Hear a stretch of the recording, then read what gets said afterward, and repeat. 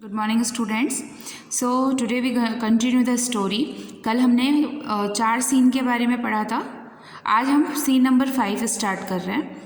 ठीक है, कल की स्टोरी तो आपको याद होगी कि पहले सीन में रघु और उसकी मदर का कॉन्वर्सेशन था, सेकंड में भी उन्हीं का कॉन्वर्सेशन था। इसके बाद थर्ड सीन में रघु और ओल्ड वुमेन यानी कि पपलू की दादी का कॉन्वर्सेशन था। और इसके बाद सीन नंबर 4 में रोने वाले जो बच्चा है उसकी मम्मा और रघु का कॉन्वर्सेशन था। ठीक है, अब हम बढ़ते हैं सीन नंबर 5 की तरफ। A river side a man and a woman are arguing, यानी कि ये रिवर साइड नदी के किनारे एक औरत एक आदमी दोनों आपस में आर्ग्यू करते हैं। आर्ग्यू यानी कि झगड़ा कर रहे होते हैं किसी बात पर। A heap of clothes and broken pot. Broken pot का मतलब टूटा हुआ घड़ा, है ना। टूटा हुआ घड़ा उनके पास पड़ा है। And Raghu enter carrying a pot. अब उस वुमेन ने जब उसके बच्चे को रघु ने रोटी दी थी तो उसने as a reward, as a gift क्या दिया था रघु को? मटका। तो अब घटना आगे बढ़ती है। रघु नदी के पास जाता है, वहाँ पर वो देखता है कि एक औरत और आदमी झगड़ा कर रहे होते हैं। पास में एक टूटा हुआ मटका पड़ा रहता है। सो रघु का dialogue, Raghu what happen, what is all the noise about, क्या हुआ, इतना शोर क्यों है?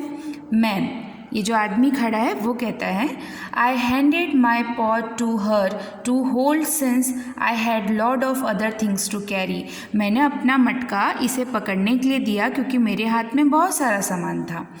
बटर फिंगर, बटर फिंगर यानी कि ऐसा इंसान जिसके हाथों से सभी कुछ चीज़ें फिसलती रहती हैं, उसे हम बटर फिंगर कहते हैं, है ना। होते हैं कई लोग जिनके हाथ में कुछ भी रखो तो वो बहुत जल्दी गिर जाता है या बहुत जल्दी उनके हाथ से फिसल जाता है, तो उन्हें हम बटर फिंगर पर्सन कहते हैं।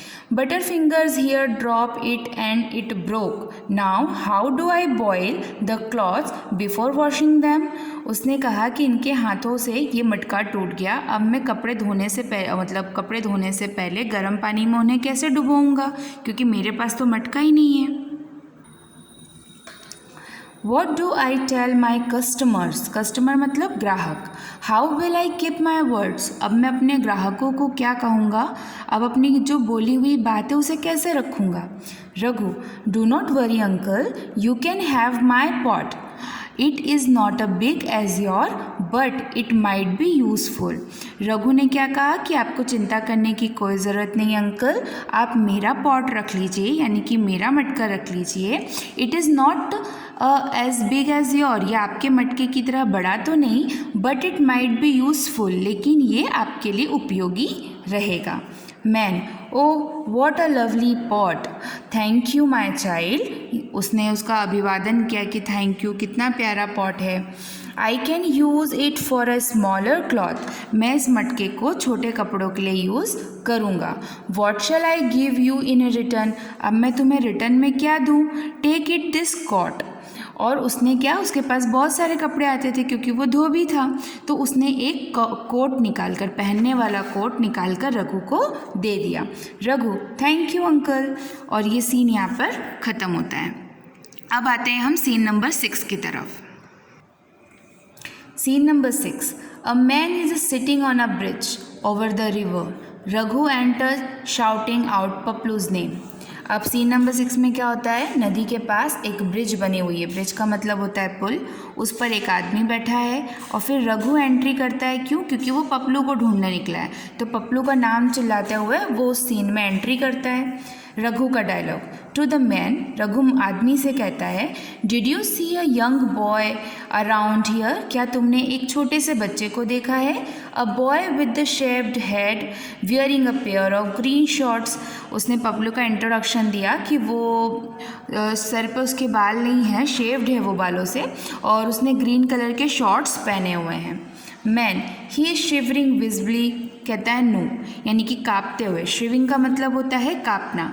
जो ये पुल पे आदमी बैठा है ये कांपते हुए बोलता है नो, मैंने नहीं देखा। Raghu, oh my God, you are shivering, here wrap his coat around a man, what on earth happened। जो कोट उसके हाथ में रहता है तो वो कहता है, हे भगवान, आपको तो ठंड लग रही है, और उसके ऊपर वो कोट डाल देता है और उससे पूछता है कि आपके साथ क्या हुआ, आपके पास क्या कपड़े नहीं हैं पहनने के लिए।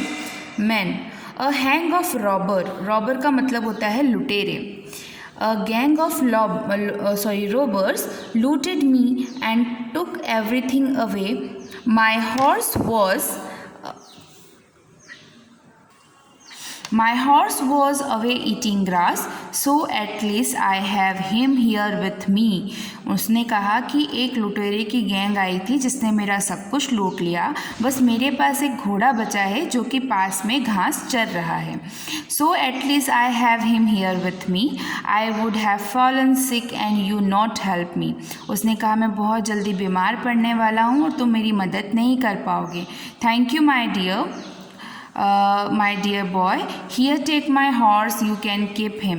तुमने मुझे ये कोट दिया जिसकी वजह से मैं बीमार शायद अब ना पड़ूं, तो thank you my dear boy, और इसके रिवार्ड में तुम मेरा ये घोड़ा अपने पास रख लो. Raghu crosses the bridge to go to the other side of the village in search of Paplu. अब उसने वो घोड़ा लिया जो घास चर रहा था और उसको लेकर पपलू को ढूंढने निकल दिया. अब आते हैं हम सीन नंबर 7 पर. A group of people dressed in a silk and jewelry in front of house. Scene number 7 में क्या होता है कि घर के बाहर सभी लोग बहुत अच्छे से शादी वादी के कपड़े पहन के ज्वेलरी पहन कर बैठे हुए होते हैं. Everyone is sitting a gum. बैठकर वो लोग कुछ सोच रहे थे, सब लोग उदास होकर बैठे थे. Raghu walk pass the house holding the horse lit shake one of man rush towards Raghu. अब रघु की एंट्री होती है उस सीन में जहाँ पर सब लोग बहुत उदास और शादी के कपड़े उपड़े पहन के बैठे रहते हैं. अब रघु के हाथ में घोड़ा देखकर उनमें से एक आदमी भाग कर रघु के पास आता है और कहता है मैन. अब मैन का डायलॉग है यहाँ से. Little boy could you land us this horse for a day. क्या तुम मुझे ये घोड़ा दे सकते हो एक दिन के लिए. The bride groom can not travel on foot. ये जो हमारा ब्राइड ग्रूम है, ब्राइड ग्रूम का मतलब होता है दूल्हा दुल्हन, है ना. तो ये जो हमारा दूल्हा है ये पैदल नहीं जा सकता. The man who promised the horse is not here yet, and we are already running late. Look at us all down and blue. तो उसने बताया कि हम प्रॉमिस करते हैं कि हम तुम्हें ये हॉर्स वापस दे देंगे क्योंकि हम ऑलरेडी काफ़ी लेट हो चुके हैं. तो अगर तुम्हें कोई प्रॉब्लम ना हो तो एक दिन के लिए मुझे ये घोड़ा दे दो. Raghu of course you can have the horse.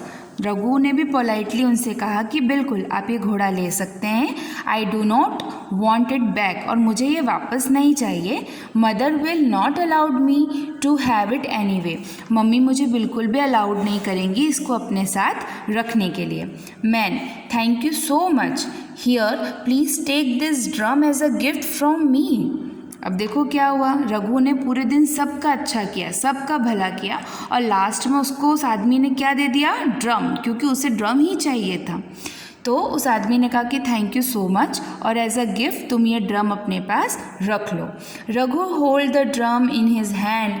He is elated and the astounded. Astounded के मतलब होता है सरप्राइज्ड. जब उसने उस ड्रम को देखा तो वो शॉक्ड था, सरप्राइज था कि पूरे दिन से उसे जो चाहिए था at the last of the day, यानी कि एंड ऑफ द डे, दिन के आखिरी में होते होते उसे वो चीज़ मिल गई. He looks at it admiring यानी कि जिसकी आप बहुत देर से इच्छा करते हो या जिसके लिए बहुत कोशिश करते हो और बहुत कोशिश के बाद वो आपको मिल जाती है, तो उसे हम कहते हैं अचंभे से मिली हुई चीज़ ना. तो रघु के साथ भी कुछ ऐसा ही हुआ.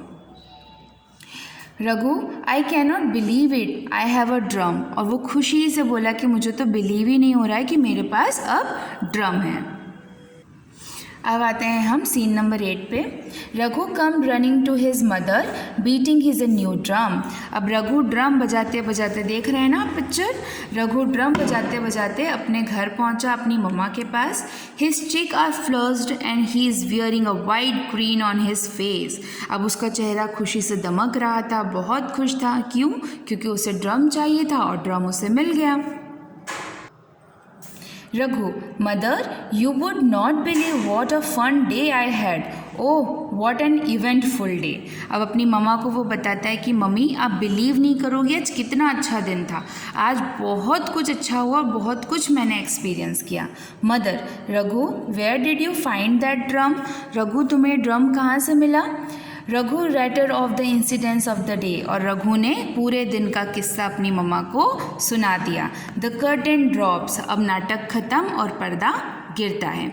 सो इस कहानी से आपको ये मॉरल मिलता है कि आपको जब भी किसी की मदद करने का मौका मिले, बिना किसी स्वार्थ के आप उसकी मदद करें, और कभी भी ये सोच के ना करें कि हमेशा आपके साथ अच्छा होगा। जब भी आपको मौका मिले, हमें हमेशा दूसरों की मदद करनी चाहिए। Have a good day. The stories and here.